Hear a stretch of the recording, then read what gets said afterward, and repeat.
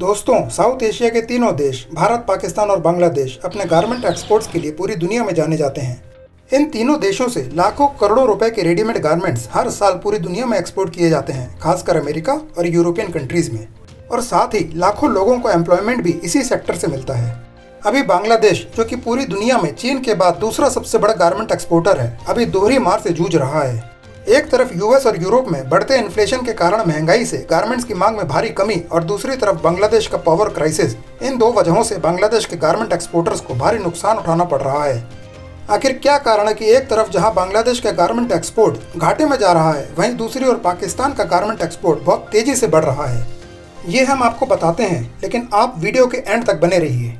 बांग्लादेश के एक leading garment exporter के अनुसार पिछले साल के मुकाबले इस साल ऑर्डर में लगभग 20% की कमी आई है। यूरोप और यूएस के रिटेलर्स या तो अपने ऑर्डर्स को पोस्टपोन कर रहे हैं या फिर इन ऑर्डर्स को देने में देरी की जा रही है।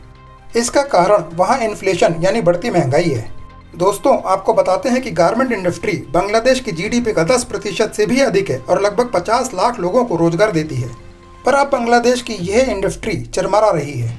रशिया और यूक्रेन युद्ध के कारण बहुत से देशों में कोयले की कमी की वजह से एनर्जी क्राइसिस पैदा हो गया है, जिसमें बांग्लादेश भी शामिल है।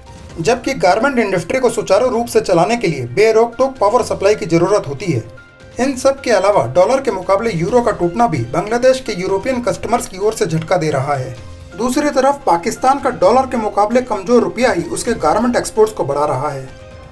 पाकिस्तान के कमजोर रुपए के कारण यूएस और यूरोप में बैठे इंपोर्टर्स को बहुत सस्ते में माल मिल रहा है और इसका प्रेशर कहीं न कहीं बांग्लादेश के ऊपर भी आ रहा है। दोस्तों, पाकिस्तान का गारमेंट एक्सपोर्ट इस साल पिछले साल के मुकाबले लगभग 25% बढ़ा है। पाकिस्तान ने इस साल टेक्सटाइल और गारमेंट एक्सपोर्ट से लगभग $19.5 बिलियन कमाए हैं, जो कि पिछले साल लगभग $15.5 बिलियन था। अगर हम पाकिस्तान से कॉटन यार्न के एक्सपोर्ट की बात करें तो इसमें भी पिछले साल के मुकाबले लगभग 18.5% की बढ़ोतरी देखी गई है।